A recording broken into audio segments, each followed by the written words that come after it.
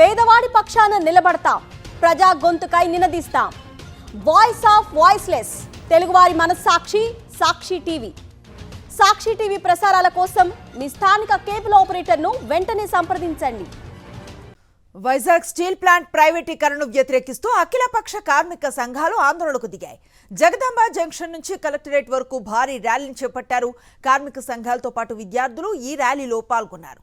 Steel plant ప్రైవేటీకరణను ఆపటంతో పాటు తాజాగా ప్రకటించిన ఈఓఐను వెంటనే రద్దు చేయాలని డిమాండ్ చేశారు. కేంద్ర రాష్ట్ర ప్రభుత్వాల తీరును నిరసిస్తూ కలెక్టరేట్ ఎట్ట ధర్నాను చేపట్టారు. స్టీల్ ప్లాంట్ ప్రైవేటీకరణ కానివ్వమని ఎన్నికలకు ముందు చెప్పిన కూటమి ప్రభుత్వం ఇప్పుడు పట్టించుకోవటం లేదని మండిపడ్డారు కార్మిక సంఘాల నేతలు.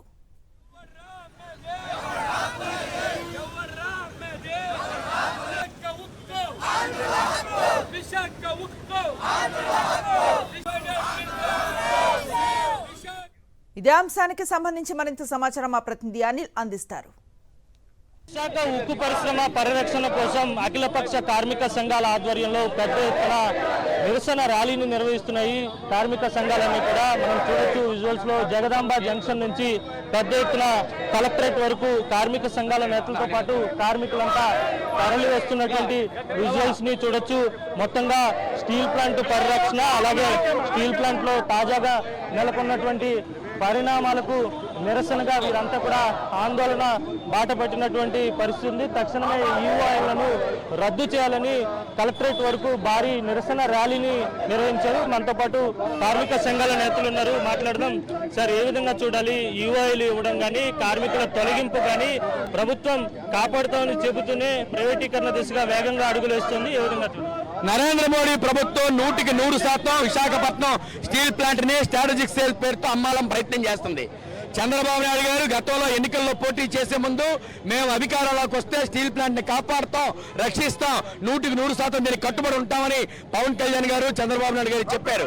కానీ ఏరు దాటిన తర్వాత ఓడమల్లయ్య బోడుమల్లయ్యలాగా ఈ రోజున మొత్తం అధికారంలోకి వచ్చిన తర్వాత ప్యాకేజీ ఇచ్చామని పేరు చెప్పి ఈ రోజున మొత్తం స్టీల్ ప్లాంట్ మొక్కలు చేసి అమ్మకానికి పెట్టారు. దీన్ని మేము పూర్తిగా వ్యతిరేకిస్తున్నాం. ఈఓఐని వెంటనే రద్దు చేయాలి. అలాగే తక్షణమే తొలగించిన కార్మికుల్ని విధుల్లోకి తీసుకోవాలి.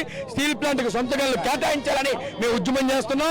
రేపు 11వ తారీఖు తర్వాత మా ఉద్యమాన్ని మరింత ఉధృతం చేస్తామని హెచ్చరిక చేస్తా ఉన్నాం. మా కోరిక మేరకు ఆనాటి ప్రభుత్వం వైఎస్ఆర్ కాంగ్రెస్ జగన్మోహన్ రెడ్డి గారు అసెంబ్లీలో తీర్మానం చేసి కూడా పంపించడం జరిగింది. ఆ తీర్మానాన్ని కూడా గౌరవించకుండా ఆంధ్రప్రదేశ్ ప్రజల తాలూకు మనోభావాలను పూర్తిగా దెబ్బకొట్టి ఆంధ్రప్రదేశ్ విభజన తర్వాత ఏకైక పెద్ద పరిశ్రమ సముద్ర తీరాన్ని ఏకైక స్టీల్ ప్లాంట్, దీన్ని దశల వారీగా చిన్న డిపార్ట్మెంట్ల ఆపరేషన్ వర్క్స్ కూడా ఈఓఐ పేరుతో ప్రైవేటీకరణ చేయాలని ఆలోచన చేస్తున్నారు. ఆ ప్రైవేటీకరణ నిర్ణయాన్ని వెనక్కి తీసుకోవాలి. వచ్చే వరకు కూడా పెద్ద ఎత్తున పోరాటం జరుగుతుంది. దీనికి పెద్ద త్వరలోనే కార్యాచరణ పథకం రూపొందించి రాష్ట్ర వ్యాప్తంగా ఆందోళన చేపట్టి అవసరం అనుకుంటే అన్ని కార్యక్రమాలు ఇప్పుడు బంధులు కానీ స్తంభాలు కానీ ఇటువంటి కార్యక్రమాలు కూడా జరుగుతాయని తెలియజేస్తున్నాం. గాజువాక ఎమ్మెల్యే పల్లా శ్రీనివాసరావు గారికి, విశాఖపట్నం ఎంపీ భరత్ గారికి వీళ్ళకి స్టీల్ ప్లాంట్ ప్రయోజనాలు, స్టీల్ ప్లాంట్ కార్మికుల ప్రయోజనాలు పట్టట్లేదు. వీళ్ళు ఓట్లేసి గెలిపించిన ప్రజల ప్రయోజనాలు పట్టట్లేదు.